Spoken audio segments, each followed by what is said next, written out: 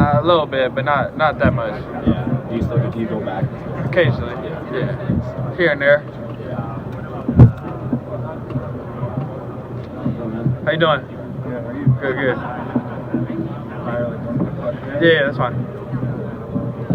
Doing a project. I'm asking everybody where they were back in 08, last time the Celtics won. So where was Payton Pritchard? I was in my hometown of Westland.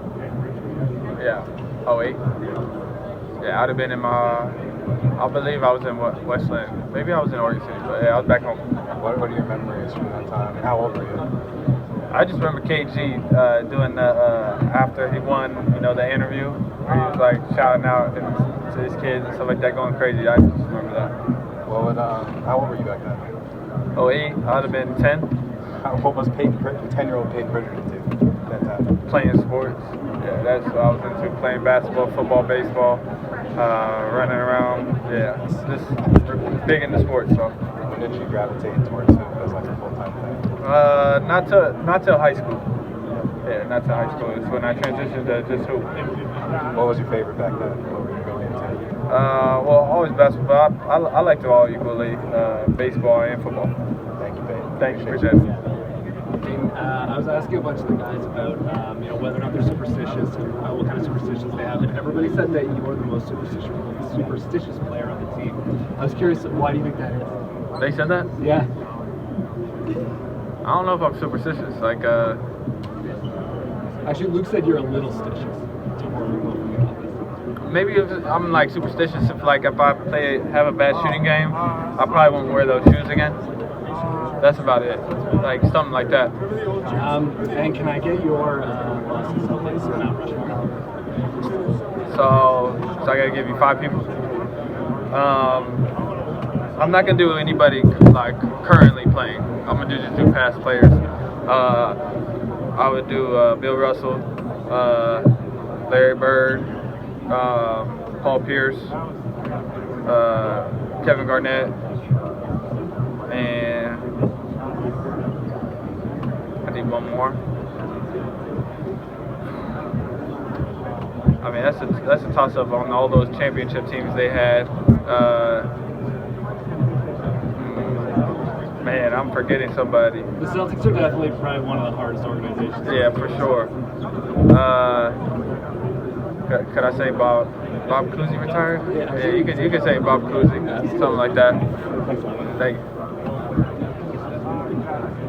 Payton, this is not your first finals, so are there any changes from the last time you were here and what you expected? No, it feels similar. We've been through it before, so we're used to a lot of things coming. So we know we got to be ready for game 2 and try to take care of business. You got a couple switches on to Luka. What did you see from him? And you're also successful in getting some stops from him. He's an unbelievable player. So you got to be prepared for a lot of things, and you just got to play hard, make things tough, and hope he misses.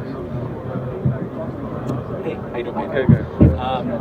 This is kind of a broad question, but just how does Jason Tatum make life easier for you individually and then all your teammates on the court? Just he draws so much attention, so even if he's not shooting the ball well, he can draw a lot of attention. Defenses are collapsing on him. He can create easier shots for the teammates, even when he doesn't have the ball. So he's very impactful always. Yeah, you've been around him for a couple years now. Just how would you kind of describe his personality off the court relative to maybe some other NBA stars? He's just really relaxed, quiet, a little bit reserved.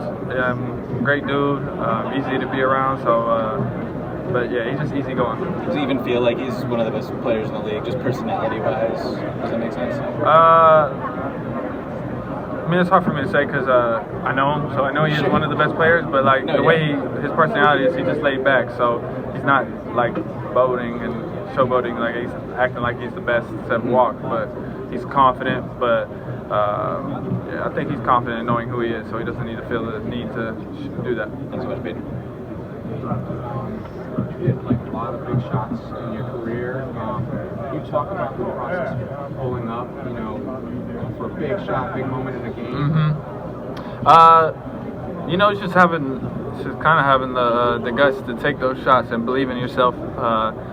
Even if you go on a stretch where you're missing a lot, so to always have that confidence to believe in your work to come through when the time is. I mean, you're a player who's found your role in this team. There were guys ahead of you in the rotation. You climbed through that, and now you're getting solid minutes. What's that feeling like when it's like the space is cleared up for you and you have an opportunity to contribute at a high level? I think it just goes back to like the work I put into for my teammates to believe in me, front office, coaches to believe in me. So it means a lot to me because it's something I always want to do is be on the court, competing with my teammates to help them win. Thank you. Appreciate it. We watched game one. What kind of popped out in your eye? Well, what stood out? Yeah, what stood out? We got to be better in certain areas. We obviously got the W, but we gave them some easy looks, stuff that they could have caught fire from. So we're gonna try to do a better job of taking all those away. As a point guard, do you think that Luka really, the way you guys defended him, allowing him to go 1v1, that's the best way of guarding Luka Doncic? I don't know. It'll be different every game. He's an unbelievable player, so it's a hard task. So as the games go on, we'll try to adjust to different things and try to take away things as best we can. Is there a specific adjustment that you expected the Mavs to make? We got a lot of adjustments we're gonna make, so we'll see when the time comes.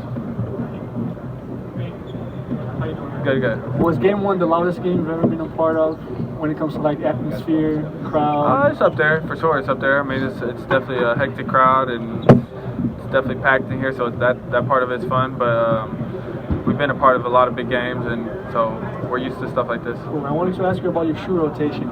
Do you decide what shoe you're going to wear like prior to the game or when you get to the locker room? I kind of know what shoes I'm going to wear depending on the uniforms. Like if I'm wearing black uniforms, I'll probably wear these type of Kobe's, something black, and then white uniforms, wear white shoes or a lighter color. What would you go to? 50-50, half the time.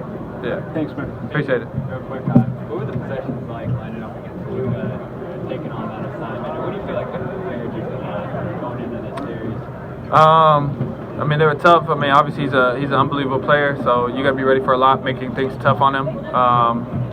He missed some shots, but we're going to just do our best to make it tough. And then I think what prepares me is, go against our teammates every day, and we have a lot of high-level talent, so it helps you to prepare for guys like him. When you think about your hometown and your family and the support, how much does it mean to you as far as in helping you get to this level? I wouldn't be here without them. It takes a village to get to this point. A lot of people can help along the way, so very thankful for everybody that's been a part of my journey. And a question for the young basketball players, the student athletes that are going on summer break, what advice would you give to them about maintaining their skills and their schoolwork? Well, definitely you can't get anywhere if you don't stay up on your schoolwork. But summer can make a difference. So the work you put in can transcend you into a whole different part of your game. Payton, you've got a great coach. You've got a great assistant coach in Charles Lee. The only one who gets up in the chair and can talk to Coach Missoula. What's that like to have him be almost like an extension of the head coach on that team? How has this helped you, particularly in your case? Well, I think Charles is an unbelievable coach. He's going to be an unbelievable head coach with the Hornets, and he's done a great job for us. And he's just a great person, somebody you can always talk to. Knows the game really well, but he's a teacher, and I like it. I think he's going to be really, really, really successful. Sam had a nice bounce back game last game. What was it like, kind of the space in between the struggles and then seeing him come back? What did that feel like as a friend and as a team? Oh, it's unbelievable. I mean, it's not easy when you're like in the role that he's in. I'm in sometimes you only get a couple shots. So if we all know Sam's an unbelievable shooter, but if he misses those, it can go on little runs. But to see him bounce back and hit 2 tough threes like that, it was big time, and so it's gonna be crucial for that. Big time. Get it done. Yeah. Thanks, y'all.